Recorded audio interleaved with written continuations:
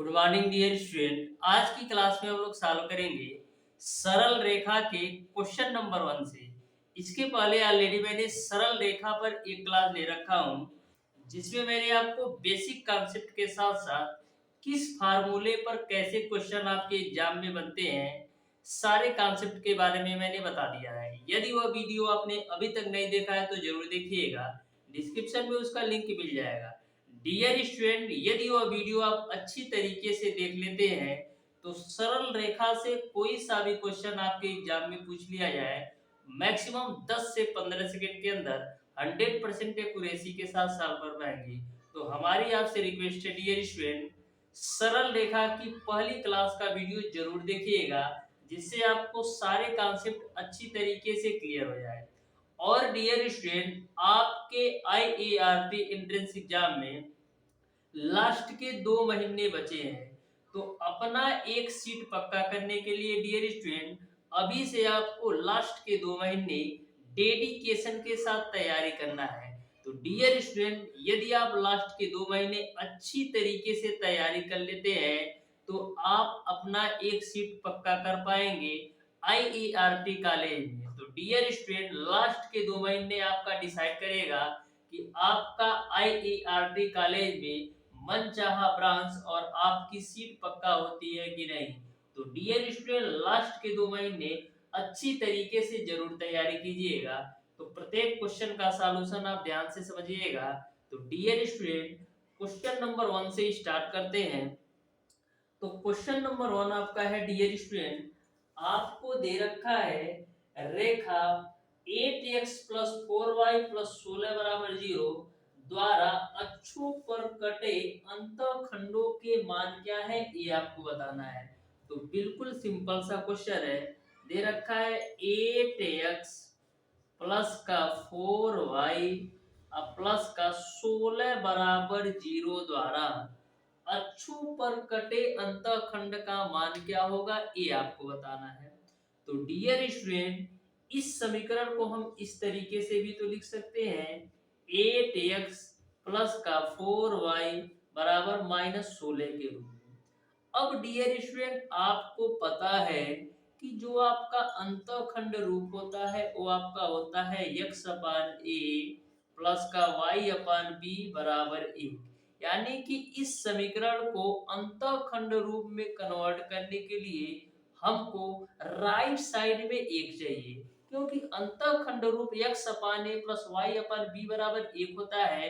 यानी कि इस समीकरण को राइट साइड में यदि हमारी वैल्यू 1 आ जाए तो यह समीकरण अंतःखंड में कन्वर्ट हो जाएगा।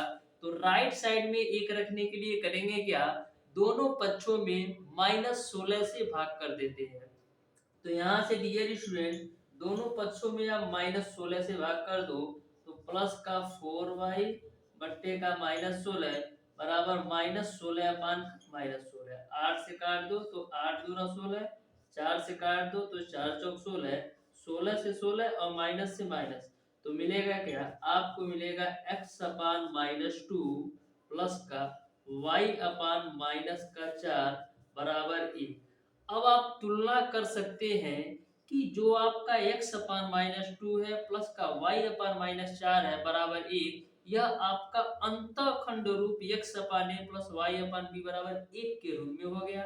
तो a का अंतःखंड कितना है, तुलना करने पर a का अंतःखंड आपका आ रहा है -2 और b का जो अंतःखंड आ रहा है वो आपका -4। इस तरीके से जो अंतःखंडों के मान होंगे वो आपका -2 का -4 हो जाएगा। यानी कि क्वेश्चन नंबर 1 का ऑप्शन नंबर बी सही हो जाएगा। तो बिल्कुल सिंपल सा क्वेश्चन था, मैंने आपको बिल्कुल आसान भाषा में सॉल्व करवाया है। अब देखिएगा डियर स्टूडेंट, क्वेश्चन नंबर 2। तो क्वेश्चन नंबर 2 को भी आप ध्यान से समझिएगा, बिल्कुल आसान से क्वेश्चन आपके एग्जाम में पूछे जाएंगे। बस आपको बेसिक कॉन्सेप्ट अच्छी तरीके से पता होना चाहिए। तो क्वेश्चन नंबर 2 आपका है, उस रेखा की प्रवणता जो बिंदुओं 3,2 व -3,-2 से मिलाती है होगी। तो उस रेखा की प्रवणता बताना है जो बिंदुओं 3, 2 और -3, -2 को मिलाते हैं उसकी आपको प्रवणता बताना है। तो मैंने आपको बताया था कि दो बिंदुओं से होकर गुजरने वाली रेखा की प्रवणता का जो फार्मूला होता है, यह प्रवणता यम बराबर आपका होता है y2 माइनस का y1 बटे का x2 माइनस का x1 होता है। दो बिंदुओं से होकर गुजरने वाली रेखा की प्रवणता यम बराबर y2 माइनस का y1 बटे x2 माइनस x1 होता है। ए आपका x1 और y1 का मान है और ए आपका x2 और y2 का मान है। तो सारी वैल्यू रख दीजिए। y2 का मान है -2 माइनस y1 का मान है 2 डिवाइडेड बाय x2 का मान है -3 और x1 का मान है आपका 3। तो यहाँ से आपको क्या मिल जाएगा, यहाँ से डियर स्टूडेंट आपको मिल जाएगा यम बराबर -2 माइनस का 4 अब -3 माइनस का 6 माइनस से माइनस कैंसिल 2 से कैंसिल करो 2 दूना 4 2 तीन 6। इस तरीके से यम का मान आ जाएगा आपका 2/3। यही आपका प्रवणता होगा, यानी कि क्वेश्चन नंबर 2 का ऑप्शन नंबर बी सही हो जाएगा। अब देखते हैं डियर स्टूडेंट क्वेश्चन नंबर 3। बस आप प्रत्येक क्वेश्चन के सॉल्यूशन को आप ध्यान से समझिएगा। डियर स्टूडेंट आपके एग्जाम में कोई सा भी क्वेश्चन इस चैप्टर से पूछा जाएगा, छूटेगा नहीं, ये 100% मैं गारंटी के साथ करता हूँ, क्योंकि मैं प्रत्येक क्वेश्चन का सॉल्यूशन बिल्कुल कॉन्सेप्चुअल कराता हूँ, जिससे आपको अच्छी तरीके से समझ में आ सके। तो क्वेश्चन नंबर 3 आपका है सरल रेखा y माइनस एक्स प्लस का 5 बराबर 0 एक्स अक्ष से कौन सा कोण बनाती है, ये आपको बताना है। y माइनस का x प्लस का 5 बराबर 0 एक्स अक्ष से कौन सा कोण बनाती है, ये आपको बताना है। तो मैंने आपको बताया था, यदि आपको समीकरण दे रखा वहां पर जो प्रवणता यम या टेन थीटा की जो वैल्यू होती है वो आपका होता है माइनस का एक्स का गुणांक बटे का y का गुणांक, ये आपका होता है। तो यहाँ से डियर स्टूडेंट माइनस एक्स का गुणांक कितना है, x का गुणांक आपका है माइनस का 1 बटे y का गुणांक कितना है 1। तो यहाँ से आपको मिल जाएगा 1, यानी कि आपने निकाल लिया टेन थीटा की वैल्यू आपने निकाल लिया 1। अब डियर स्टूडेंट टेन थीटा बराबर आपका 1 है, तो टेन के पदों में कितनी डिग्री का मान 1 होता है, तो टेन के पदों में टेन 45 डिग्री का मान 1 होता है। 10 से 10 कैंसिल, तो थीटा की वैल्यू आपने निकाल लिया 45 डिग्री। ये बहुत ही सिंपल सा तरीका है, जब आपको समीकरण दे रखा हो, कोण निकालना हो या प्रवणता निकालना हो, तो इस तरीके से क्वेश्चन नंबर 3 का आपका ऑप्शन नंबर ए सही हो जाएगा। इस क्वेश्चन को सॉल्व करने का एक तरीका और है, तो दूसरा तरीका भी आप देख लीजिए। इसको आप मान लो समीकरण 1, आपका जो प्रवणता रूप होता है वो आपका होता है y बराबर mx प्लस सी के रूप में। अब डियर स्टूडेंट प्रवणता रूप y बराबर mx प्लस सी होता है, तो y बराबर mx प्लस सी के रूप में समीकरण 1 को भी रखेंगे। तो इसको हम समीकरण 1 को हम क्या लिख सकते हैं, y बराबर लिख सकते हैं x माइनस का 5 के रूप में। समीकरण 1 को y बराबर x माइनस 5 के रूप में लिख सकते हैं, क्योंकि प्रवणता रूप y बराबर mx प्लस सी होता है। तो y बराबर mx प्लस सी के रूप में समीकरण 1 को मैंने लिखा, तो y बराबर x माइनस 5 के रूप में आ गया। अब कंपेयर करेंगे तो आपको mx बराबर x मिलेगा, तो x बराबर x कैंसिल, यानी m की वैल्यू आप यहाँ से भी 1 पा सकते हैं। तो इस तरीके से यहाँ से भी थीटा की वैल्यू आपका 45 डिग्री हो जाएगा। इस तरीके से मैंने आपको दोनों कॉन्सेप्ट बता दिया कि क्वेश्चन नंबर 1 को कैसे सॉल्व कर पाएंगे। अब देखिएगा डियर स्टूडेंट क्वेश्चन नंबर 4। तो क्वेश्चन नंबर 4 भी आपका बिल्कुल आसान सा क्वेश्चन है, ध्यान से समझिएगा कैसे सॉल्व करना है।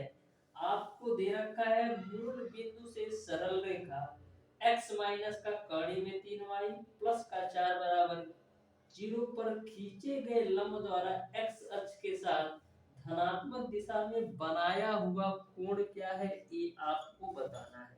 तो बिल्कुल सिंपल सा क्वेश्चन है, आपको दे रखा है x माइनस का कड़ी में 3y और प्लस का 4 बराबर 0। बोला है एक्स अक्ष द्वारा धनात्मक दिशा में बनाया हुआ कोण क्या होगा, ये आपको बताना है। तो सबसे पहले इसको आपको समीकरण को एक स्टैंडर्ड फॉर्म में चेंज करना होगा। तो एक स्टैंडर्ड फॉर्म में चेंज करने के लिए करते क्या है, इसको हम लिख सकते हैं डियर स्टूडेंट, इसको हम लिख सकते हैं इस समीकरण को कि लिख सकते हैं कड़ी में 3y माइनस का x बराबर 4 के रूप में। इस समीकरण नंबर 1 को हम कड़ी में 3y माइनस का x बराबर 4 के रूप में लिख सकते हैं। अब डियर स्टूडेंट करना क्या होता है, अब आप इस समीकरण से रूट ओवर ए स्क्वायर प्लस बी स्क्वायर की वैल्यू निकाल लो। तो रूट ओवर ए स्क्वायर प्लस बी स्क्वायर की वैल्यू अब निकाल लो। तो रूट ओवर ए स्क्वायर प्लस बी स्क्वायर की वैल्यू क्या आती है, इस समीकरण को आप स्टैंडर्ड जो समीकरण है ए एक्स प्लस का बी वाई प्लस का सी बराबर 0 से आप तुलना कराओगे तो ए की वैल्यू मिलेगी कड़ी में 3 और बी की वैल्यू मिलेगी 1। तो ए की वैल्यू मिलेगी कड़ी में 3, तो कड़ी में 3 का स्क्वायर प्लस का 1 का स्क्वायर करोगे तो यहाँ से आपको मिल जाएगा 2, यहाँ से आपको मिल जाएगा 2। अब डियर स्टूडेंट करना क्या है, अब डियर स्टूडेंट इसको आप मान लीजिए समीकरण 2। अब इस 2 से समीकरण 2 में आप भाग कर दो, बस आपका क्वेश्चन सॉल्व हो गया। तो 2 से समीकरण 2 में भाग करोगे तो मिलेगा कड़ी में 3y अपान का 2 माइनस का x अपान का 2 बराबर आपको मिल जाएगा 2। अब आपका जो समीकरण 1 था स्टैंडर्ड रूप में आ गया। अब इसको आप मान लो समीकरण 3। अब समीकरण 3 को लंब रूप ए एक्स सॉरी समीकरण 3 को लंब रूप एक्स का अल्फा प्लस का y साइन अल्फा बराबर p से कंपेयर करा दो। दो आपका समीकरण 3 है, इसको लंब रूप का व्यापक समीकरण x का alpha plus y sine alpha बराबर p से कंपेयर कराओगे तो आपको cos अल्फा की वैल्यू क्या मिलेगी, cos अल्फा यानी x का गुणांक। तो cos अल्फा की वैल्यू आपको मिल जाएगी माइनस का 1/2 और sin अल्फा की वैल्यू क्या मिल जाएगी, sin अल्फा की वैल्यू यानी y का गुणांक। तो y का गुणांक क्या है, कड़ी में 3/2। तो यहाँ से आप टेन अल्फा की वैल्यू निकाल सकते हो। तो टेन अल्फा बराबर होगा साइन अल्फा बटे का कास अल्फा। तो साइन अल्फा की वैल्यू कड़ी में 3/2 और कास अल्फा की वैल्यू माइनस का 1/2, 2 से 2 कैंसिल। तो टेन अल्फा बराबर आपको मिल जाएगा माइनस का कड़ी में 3। तो यहाँ से डियर स्टूडेंट आप सॉल्व करोगे तो टेन अल्फा में कितने डिग्री का मान माइनस का कड़ी में 3 होता है, तो टेन 120 डिग्री का होता है। 10 से 10 कैंसिल, तो अल्फा बराबर आपको मिल जाएगा 120 डिग्री। इस तरीके से क्वेश्चन नंबर 4 का आपका ऑप्शन नंबर सी सही हो जाएगा। बस कुछ किया नहीं गया है, जो आपका समीकरण दिया रखा था उसको मैंने स्टैंडर्ड समीकरण में चेंज किया, उसके बाद से उस स्टैंडर्ड समीकरण को व्यापक मूल रूप के व्यापक समीकरण x cos alpha plus y sin alpha से कंपेयर करा दिया। अब देखिएगा डियर स्टूडेंट क्वेश्चन नंबर 5। तो क्वेश्चन नंबर 5 भी आपका same to same question number 4 की तरह है, तो ध्यान से समझिएगा। क्वेश्चन नंबर 5 को कैसे सॉल्व करना है, दे रखा है कि समीकरण 6x प्लस का 5y प्लस का 7 बराबर 0 का लंब रूप क्या होगा, ये आपको बताना है। 6x प्लस का 5y प्लस का 7 बराबर 0 का लंब रूप क्या होगा, ये आपको बताना है। तो सबसे पहले हम क्या लिख सकते हैं, इसको हम लिख सकते हैं माइनस का 6x माइनस का 5y बराबर 7 के रूप में। जो आपका समीकरण 1 है इसको हम माइनस का 6x माइनस का 5y बराबर 7 के रूप में लिख सकते हैं। अब इस समीकरण को आप लंब रूप के स्टैंडर्ड रूप में चेंज करिए। तो लंब रूप का जो स्टैंडर्ड रूप होता है वो आपका ax बट्टे का root over a square plus का b स्क्वायर प्लस का by बट्टे का root over a square plus का b स्क्वायर बराबर आपका होता है c बट्टे root over a square plus b square. अब आपको root over a square plus b square की वैल्यू पता होना चाहिए। तो root over a square plus b square की वैल्यू क्या आएगी, तो यहाँ से डियर स्टूडेंट जो a की वैल्यू है वो आपका -6 का करोगे तो 36 मिलेगा। अब b की वैल्यू -5, तो -5 का स्क्वायर करोगे तो 25 और 36 जोड़ोगे तो आपको मिल जाएगा √61। अब सारी वैल्यू रख दीजिए लंब रूप के व्यापक समीकरण में। तो x का मान कितना है, माइनस का 6x बटे का √a²b² का मान 61 प्लस का by, तो by का मान कितना है, माइनस का 5y। तो यहाँ पर आपका हो जाएगा माइनस का 5y बट्टे का √61 बराबर 7 बट्टे √61 हो जाएगा। यही आपका आंसर हो जाएगा। इस तरीके से क्वेश्चन नंबर 5 का आपका ऑप्शन नंबर सी सही हो जाएगा। बिल्कुल आसान आसान क्वेश्चन पूछे जाते हैं, बस आपको बेसिक कॉन्सेप्ट और बेसिक फार्मूला अच्छी तरीके से पता होना चाहिए। तो डियर स्टूडेंट, यदि आप पूरी क्लास अच्छी तरीके से देख लेते हैं तो हमें नहीं लगता आपको अलग से फार्मूला या किसी भी क्वेश्चन को सॉल्व करने में प्रॉब्लम होगा।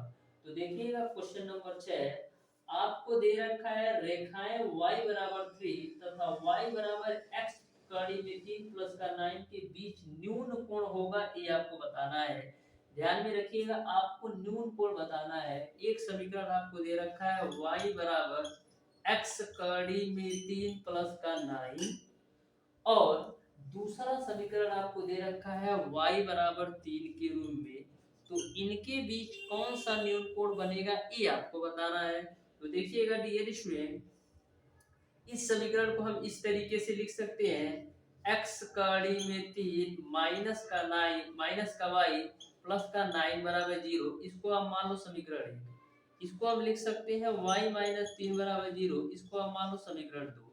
अब देखिए डियर स्टूडेंट, कभी भी आपको दो समीकरण दे रखा हो, वहां पर बात की जाए कोण का मान क्या होगा, तो कोण का मान निकालने के लिए आपका फार्मूला होता है टेन थीटा बराबर m1 माइनस का m2 डिवाइडेड बाय 1 प्लस का m1 गुणे का m2 होता है। तो समीकरण 1 से आपका m1 की वैल्यू आएगी और समीकरण 2 से आपका m2 की वैल्यू आएगी। तो समीकरण 1 से m1 की वैल्यू कैसे निकालोगे, m1 की वैल्यू निकालने के लिए माइनस का x का गुणांक बटे y का गुणांक निकालेंगे। तो माइनस का x का गुणांक है कड़ी में 3 बटे y का गुणांक है माइनस का 1। तो इसको आप सॉल्व करोगे तो कौड़ी में 3 मिलेगा, यानी m1 की वैल्यू आपने निकाल लिया कौड़ी में 3। अब m2 की वैल्यू निकालो। तो m2 की वैल्यू कैसे निकालेंगे, सेम फार्मूला माइनस का x का गुणांक बटे y का गुणांक। तो x का गुणांक 0 है और y का गुणांक 1 है, तो यहाँ से आपको मिल जाएगा 0। अब सारी वैल्यू आपको पता चल गई, तो इस फार्मूले में रख दो। तो यहाँ से m1 की वैल्यू आपका है कड़ी में 3, m2 की वैल्यू 0 डिवाइडेड बाय 1 प्लस का m1 की वैल्यू कड़ी में 3 गुणे 0 करे हुए। तो यहाँ से फाइनली मिल जाएगा आपका कड़ी में 3। तो इस तरीके से आपने देखा कि टेन थीटा बराबर आपको मिल गया कड़ी में 3। तो टेन के पदों में कितने डिग्री का मान आपका कड़ी में 3 होता है, तो आपका 60 डिग्री का मान कड़ी में 3 होता है। इस तरीके से थीटा की वैल्यू 60 डिग्री आ जाएगी। यानी कि क्वेश्चन नंबर 6 का ऑप्शन नंबर बी सही हो जाएगा। अब देखिएगा डियर स्टूडेंट क्वेश्चन नंबर 7, तो ध्यान से समझना डियर, क्वेश्चन नंबर 7 को भी बिल्कुल आसान सा क्वेश्चन है, बिल्कुल आसान आसान क्वेश्चन है। तो क्वेश्चन नंबर 7 आपका है डियर स्टूडेंट, यदि किसी सरल रेखा जो अक्षों पर ए और बी बराबर अंतःखंड काटती है तो मूल बिंदु से डाले गए लंब की लंबाई क्या होगी, ये आपको बताना है। तो देखिएगा, मूल बिंदु से डाले गए लंब की लंबाई जो होती है वो आपका c बट्टे रूट ओवर ए स्क्वायर प्लस का बी स्क्वायर होती है। यदि मूल बिंदु से डाले गए लंब की लंबाई निकालना है तो उसका फार्मूला c बट्टे रूट ओवर ए स्क्वायर प्लस का बी स्क्वायर होता है। और यदि आपसे पूछा जाए कि बिंदु x1 y1 से बिंदु x, y से किसी भी समीकरण पर डाले गए लंब की लंबाई बताओ, तो वहां पर फार्मूला लगाना होता है ax प्लस का by प्लस का c अपन रूट ओवर ए स्क्वायर प्लस का बी स्क्वायर। तो दोनों कॉन्सेप्ट आप ध्यान में रखिएगा। यदि मूल बिंदु से डाले गए लंब की लंबाई की बात हो तो c बटे रूट ओवर ए स्क्वायर प्लस का बी स्क्वायर होता है। और किसी भी बिंदु से डाले गए लंब की लंबाई पूछे तो वहां पर ax प्लस का by प्लस का c बराबर 0 के रूप में होता है। क्वेश्चन नंबर 7 में ऐसा बोला गया है कि मूल बिंदु से डाले गए लंब की लंबाई p है, यानी कि मूल बिंदु से डाले गए लंब की लंबाई p है, तो कौन सा संबंध सही होगा ये आपको बताना है। तो इस कंडीशन में आपका 1/a² प्लस का 1/b² बराबर आपका 1/p² हो जाएगा, यानी कि क्वेश्चन नंबर 6 का आपका ऑप्शन नंबर डी सही हो जाएगा। सेम क्वेश्चन है क्वेश्चन नंबर 8 भी, बस क्वेश्चन नंबर 7 में आपको भाषा में घुमाया है और क्वेश्चन नंबर 8 आपको डायरेक्ट पूछ रखा है। तो बोला यदि मूल बिंदु से रेखा x अपान a प्लस का y अपान b बराबर 1 पर डाले गए लंब की लंबाई हो तो कौन सा संबंध होगा। तो सेम है क्वेश्चन, 1/a² प्लस का 1/b² बराबर 1/p² होगा, यानी कि क्वेश्चन नंबर 8 का आपका ऑप्शन नंबर ए सही हो जाएगा। क्वेश्चन नंबर 8 का ऑप्शन नंबर ए सही हो जाएगा। तो उम्मीद है डियर स्टूडेंट क्वेश्चन नंबर 7 और 8 भी आपको समझ में आया होगा। अब देखिएगा डियर स्टूडेंट क्वेश्चन नंबर 9। तो आईईआरटी में जितने भी क्वेश्चन पूछे जाएंगे टोटल आपके सिंपल क्वेश्चन पूछे जाते हैं और ट्रिकी क्वेश्चन होते हैं। तो यदि आप बेसिक से अच्छी तरीके से बेसिक कॉन्सेप्ट क्लियर करते चलेंगे तो आपसे ऐसा कोई सा भी क्वेश्चन नहीं पूछा जाएगा कि आपसे बने ना, सारे क्वेश्चन आपसे सॉल्व होने वाले हैं। बस आपको उस चैप्टर के बारे में बेसिक कॉन्सेप्ट अच्छी तरीके से क्लियर होना चाहिए, वो सारी चीजें मैंने बिल्कुल शानदार तरीके से क्लियर करवाते आया है। तो देखिएगा डियर स्टूडेंट क्वेश्चन नंबर 9। तो क्वेश्चन नंबर 9 आपका है उस रेखा का समीकरण जो मूल बिंदु से होकर जाती है तथा इतना के समांतर है। तो मूल बिंदु से जाती है, तो मूल बिंदु क्या होता है, मूल बिंदु आपका होता है 0,0 और आपको एक समीकरण दे रखा है 3x प्लस का 7y, 3x प्लस का 7y प्लस का 11 बराबर 0 के समांतर है। तो उस रेखा का समीकरण बताना है।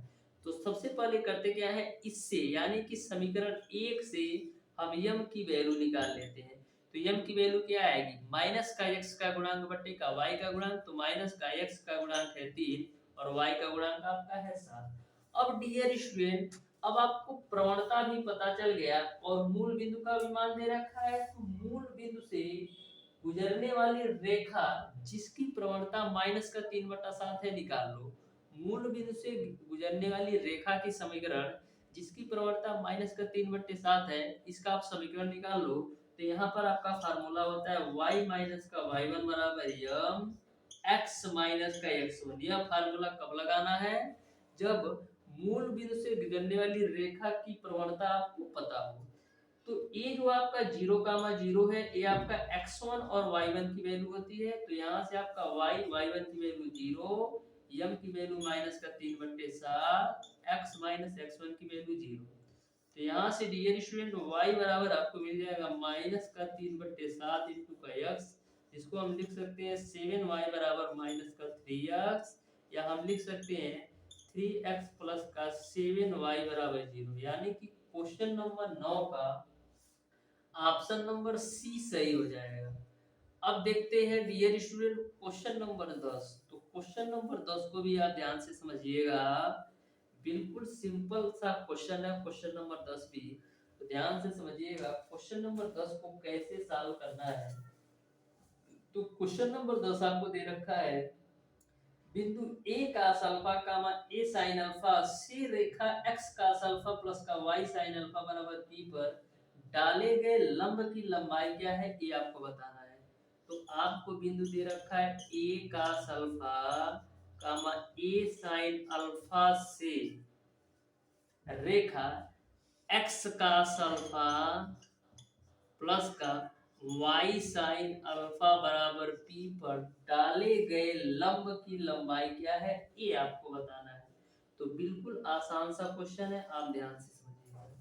तो इस क्वेश्चन में डियर स्टूडेंट आपको x की वैल्यू cos अल्फा और y की वैल्यू आपका sin अल्फा दे रखा है और इस समीकरण से आप a और b की वैल्यू निकाल सकते हो। तो इस समीकरण से a और वैल्यू निकालने के लिए ax प्लस का by प्लस का c बराबर 0 से आप तुलना कर लो। यहाँ पर डियर स्टूडेंट आपको पता है कि किसी भी बिंदु से किसी भी रेखा पर डाले गए जो लंब की माप होती है वो आपका होता है एक्स कास अल्फा प्लस का सॉरी वो आपका होता है ए एक्स प्लस का बी वाई प्लस का सी बटे रूट ओवर ए स्क्वायर प्लस बी स्क्वायर।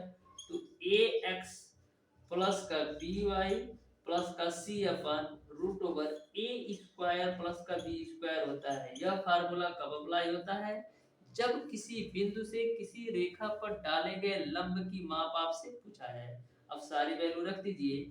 तो a का मान कितना है, यहां से कंपेयर कराओगे तो a की वैल्यू मिलेगी आपको cos अल्फा, x की वैल्यू कितना है a cos अल्फा प्लस का p की वैल्यू कंपेयर कराओ तो मिलेगा आपको sin अल्फा और y की वैल्यू कितना है a sin अल्फा, तो a sin अल्फा रख दो। अब देखिएगा प्लस का c है तो यहाँ पर इस कंपेयर्स कराएंगे तो यहाँ पर c की वैल्यू क्या मिलेगी, तो x का alpha plus y sin alpha minus का p बराबर 0 भी तो लिख सकते हैं। तो यहाँ से आप कंपेयर कराओगे तो c की वैल्यू आपको मिलेगा माइनस का p divided by a square plus b square है। तो a का मान कितना है cos अल्फा, तो cos स्क्वायर अल्फा प्लस का sin स्क्वायर अल्फा हो जाएगा। तो यहाँ से डियर स्टूडेंट देखना क्या होगा, यहाँ पर आपका a cos स्क्वायर अल्फा हो जाएगा, a cos square alpha plus का यहाँ पर आपको मिलेगा a sin square alpha minus का p divided by cos square plus sin square alpha का मान 1 हो जाएगा। तो यहाँ से देखिएगा इन दोनों में a कॉमन है तो a कॉमन ले लिया तो ब्रैकेट में क्या मिलेगा sin square alpha plus cos square alpha जिसकी वैल्यू 1 होती है माइनस का p। तो यहाँ से आपको मिल जाएगा फाइनली a माइनस का p। इस तरीके से क्वेश्चन नंबर 10 का आपका ऑप्शन नंबर डी सही हो जाएगा। तो बिल्कुल सिंपल सिंपल क्वेश्चन पूछे जाते हैं, बस आपको बेसिक फार्मूला लगाना है। अब देखिएगा डियर स्टूडेंट क्वेश्चन नंबर 11 है, तो क्वेश्चन नंबर 11 को भी आप ध्यान से समझिएगा। बिल्कुल सिंपल सा क्वेश्चन है क्वेश्चन नंबर 11 भी। तो क्वेश्चन नंबर 11 आपका है मूल बिंदु से रेखा ax plus by plus c पर डाले गए लंब की लंबाई। तो मैंने ऑलरेडी पहले ही बता रखा है कि मूल बिंदु से किसी भी रेखा पर डाले गए जो लंब की लंबाई होती है वो आपका होता है c बट्टे रूट ओवर ए स्क्वायर प्लस का बी स्क्वायर होता है। तो मूल बिंदु 0, 0 से आपसे पूछा जा रहा है कि ax प्लस का by प्लस का c बराबर 0 पर डाले गए लंब की माप बताओ। तो यहाँ पर आप देख सकते हैं c की वैल्यू भी c है, a की वैल्यू a है, b की वैल्यू b है। तो मूल बिंदु से डाले गए लंब की माप क्या हो जाएगी c बट्टे रूट ओवर ए स्क्वायर प्लस b स्क्वायर। यानी कि क्वेश्चन नंबर 11 का ऑप्शन नंबर सी सही हो जाएगा। अब देखिएगा डियर स्टूडेंट क्वेश्चन नंबर 12। तो क्वेश्चन नंबर 12 को भी आप ध्यान से समझिएगा, ये भी सिंपल सा क्वेश्चन है। तो क्वेश्चन नंबर 12 आपका है dear student x minus y plus 1 बराबर 0 और x प्लस वाई माइनस 2 बराबर 0 दो सरल रेखाओं के समीकरण है। इन रेखाओं के बीच का कोण क्या होगा ये आपको बताना है। तो पहला समीकरण दे रखा है x माइनस वाई प्लस का 1 बराबर 0 और दूसरा समीकरण दे रखा है x प्लस का y और माइनस का 2 बराबर 0। तो बताना है कि इन रेखाओं के बीच का कोण क्या होगा ये आपको बताना है। तो इसको आप मान लो एक समीकरण है, इसको आप मान लो समीकरण 2 है। तो समीकरण 1 से m1 की वैल्यू निकालो। तो m1 की वैल्यू कैसे निकालोगे, माइनस का x का गुणांक बटे का y का गुणांक। तो माइनस का x का गुणांक 1 है, y का गुणांक माइनस का 1, तो यहाँ से आपको मिल जाएगा 1। समीकरण 2 से m2 की वैल्यू निकाल लो। तो माइनस का x का गुणांक बटे y का गुणांक। तो माइनस का x का गुणांक 1, y का गुणांक 1, तो यहाँ से आपको मिल जाएगा माइनस का 1। अब मैंने आपको बताया था जब कभी भी आपको दो समीकरण दे रखा हो उनके बीच का कोण निकालना हो तो फार्मूला होता है tan थीटा बराबर m1 माइनस का m2 डिवाइडेड बाय 1 प्लस का m1 गुणे का m2 होता है। तो tan थीटा बराबर m1 की वैल्यू 1 है, m2 की वैल्यू आपका है माइनस का 1 डिवाइडेड बाय 1 प्लस का m1 की वैल्यू 1, m2 की वैल्यू माइनस का 1। तो यहाँ से आपको क्या मिलेगा, यहाँ से आपको मिल जाएगा ऊपर आपको मिलेगा 2, नीचे क्या मिलेगा माइनस 1 में से 1 0, यानी कि आपको मिल जाएगा tan थीटा बराबर इंफिनिटी। तो यहाँ से डियर स्टूडेंट tan थीटा बराबर 10 में कितने डिग्री का मान इंफिनिटी होता है, तो 10 90 डिग्री का मान इंफिनिटी होता है, तो 10 से 10 कैंसिल, तो थीटा बराबर आपको मिल जाएगा 90 डिग्री। इस तरीके से क्वेश्चन नंबर 12 का आपका ऑप्शन नंबर ए सही हो जाएगा। जो थीटा की वैल्यू आएगी वो आपका 90 डिग्री। अब देखिएगा डियर स्टूडेंट क्वेश्चन नंबर 13, तो इस क्वेश्चन को भी आप ध्यान से समझिएगा डियर स्टूडेंट। एक बात और डियर स्टूडेंट, आपको प्रीवियस ईयर पेपर का सॉल्यूशन किस बुक से करवाना है, हरियंत पब्लिकेशन की बुक से करवाना है कि भारत भारती की बुक से करवाना है, या उपकार से, या अदर बुक से, उसको आप कमेंट बॉक्स में कमेंट करके जरूर बताइएगा डियर स्टूडेंट। होता क्या है डियर स्टूडेंट, जो हरियंत पब्लिकेशन की बुक का प्रीवियस ईयर पेपर है उसमें 100 क्वेश्चन की सीरीज दे रखा है, और जो आपका भारत भारती का है उसमें आपका 75 क्वेश्चन का सीरीज दे रखा है। तो आपके आईईआरटी एंट्रेंस एग्जाम में 75 क्वेश्चन ही पूछे जाते हैं। तो इस तरीके से मैं सोच रहा हूँ कि भारत भारती से ही आपका प्रीवियस ईयर पेपर सॉल्व कराया जाए। आपकी क्या राय है कमेंट बॉक्स में कमेंट करके जरूर बताइएगा। तो क्वेश्चन नंबर 13 है डियर स्टूडेंट, दो रेखाएं जो 6, -4 से गुजरती हैं तथा जिनके अंतःखंडों का योग 12 है, तो इनमें से एक का समीकरण क्या है ये आपको बताना है। तो यहाँ पर क्वेश्चन में दे रखा है अंतःखंडों का योग 12 है।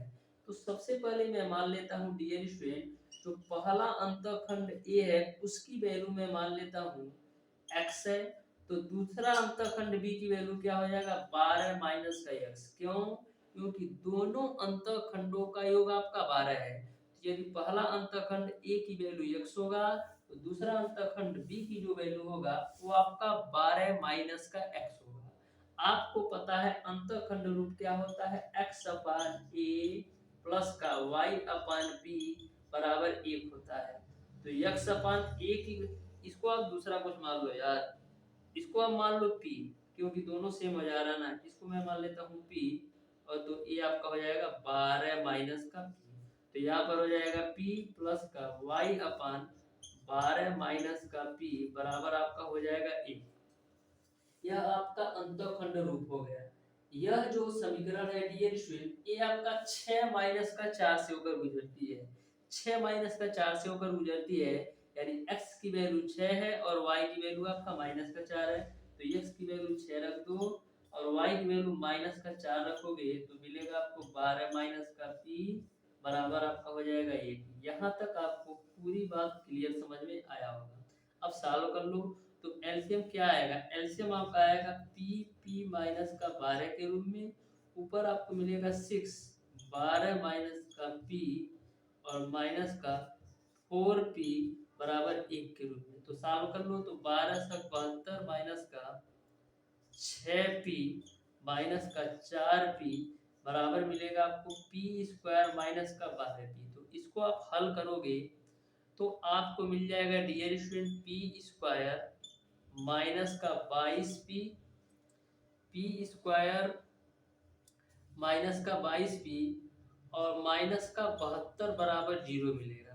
p स्क्वायर माइनस का 22p और माइनस का 72 बराबर आपको 0 के रूप में मिल जाएगा। यहाँ से डियर स्टूडेंट करना क्या है, आपको p की वैल्यू निकालना है। द्विघात समीकरण के रूप में हो गया, तो 18 चौक 72 होता है और 18 में 4 जोड़ोगे तो 22 हो जाएगा। यानी एक में आपका आएगा, एक में आपका आएगा p माइनस का, यहाँ पर प्लस का 72 होगा क्या यार, यहाँ पर देखना, ये आपका 12 6 72 माइनस 6p माइनस का 4p बराबर p स्क्वायर माइनस का 12p। तो यहाँ से आपका फाइनली मिल जाएगा p स्क्वायर माइनस का 22p और माइनस का 72 के रूप में। यहाँ पर एक प्लस का 72 तो नहीं होगा, ये आपका यार, ओहो, ये आपका 12 माइनस पी है यार, ये 12 माइनस पी है ना, तो इसको आप 12 माइनस पी कर लो। ये मैं सोच रहा हूँ कहाँ से गलती आ रहा है। ये आप 12 माइनस पी करोगे तो यहाँ पर आपको क्या मिलेगा, यहाँ पर आपको मिलेगा 12p माइनस का पी स्क्वायर। तो यहाँ से आप जब सॉल्व करोगे तो क्या मिलेगा, पी स्क्वायर को आप इधर लेकर आओ तो मिलेगा आपको पी स्क्वायर। अब देखो -10p है और -12p इधर आएगा तो माइनस का 22p हो जाएगा प्लस का 72 बराबर 0। तो इसको आप सॉल्व करोगे तो एक ब्रैकेट में आपको मिलेगा p माइनस का 18 और एक ब्रैकेट में आपको मिलेगा p माइनस का 4, यानी p की दो वैल्यू आएगी। एक आपका p बराबर 18 मिलेगा और एक आपका p बराबर 4 मिलेगा। जब डियर स्टूडेंट p की वैल्यू आप 18 लोगे तो a की तो वैल्यू आपको मिलेगी 18, लेकिन b की वैल्यू आपको मिलेगी माइनस का 6। जब p की वैल्यू 18 लोगे तो a की वैल्यू आपको मिलेगी 18 और b की वैल्यू आपको माइनस का 6। लेकिन जब p की वैल्यू 4 लोगे तो a की वैल्यू आपको मिलेगा 4 और b की वैल्यू आपको मिलेगा आपको 8 के रूप में। अब इससे और इससे आपके दो समीकरण आएंगे तो इसका अंतःखंड रूप क्या होगा, x अपान 18 माइनस का y अपान 6 बराबर 1। इसका अंतःखंड रूप क्या होगा, x अपान 4 प्लस का y अपान 8 बराबर 1 के रूप में। तो इसको आप सॉल्व करोगे तो क्या मिलेगा, इसको आप सॉल्व करोगे डियर स्टूडेंट तो आपको मिलेगा x माइनस का 3y बराबर 18 और इसको आप सॉल्व करोगे तो क्या मिलेगा 2x प्लस का y बराबर 8। अब पहला समीकरण ये है और दूसरा समीकरण एक है। तो देखिए कौन सा ऑप्शंस में दिया है, तो ध्यान से देखिए कि क्वेश्चन नंबर 13 को। तो आपके ऑप्शंस में x माइनस 3y बराबर 18 वाला दिया है, यानी ए वाला दिया है। इस तरीके से ऑप्शन नंबर सी सही हो जाएगा। अब देखते हैं डियर स्टूडेंट क्वेश्चन नंबर 14। तो क्वेश्चन नंबर 14 को भी आप ध्यान से समझिएगा, बिल्कुल आसान सा है क्वेश्चन नंबर 14 भी। तो क्वेश्चन नंबर 14 आपका है डियर स्टूडेंट, आपको दे रखा है उस रेखा का समीकरण ज्ञात करो जिस पर मूल बिंदु से डाले गए लंब की लंबाई 5 और उसका x अक्ष से झुकाव आपको 75 डिग्री दे रखा है। यानी p की वैल्यू आपको दे रखा है 5 और अल्फा की जो वैल्यू दे रखा है वो आपका 75 डिग्री। तो डियर स्टूडेंट आपको पता है कि मूल बिंदु से डाले गए लंब की जो माप होती है वो आपका होता है x cos अल्फा प्लस का y sin अल्फा बराबर p होता है। तो x cos अल्फा की वैल्यू 75 डिग्री रख दो प्लस का y sin अल्फा की वैल्यू आप 75 डिग्री रख दो बराबर p की वैल्यू आपका है 5। तो यहाँ से x गुणे cos 75 डिग्री का मान कितना होता है, cos 75 का मान कौड़ी में 3 माइनस का 1 डिवाइडेड बाय 2 कौड़ी में 2 आता है।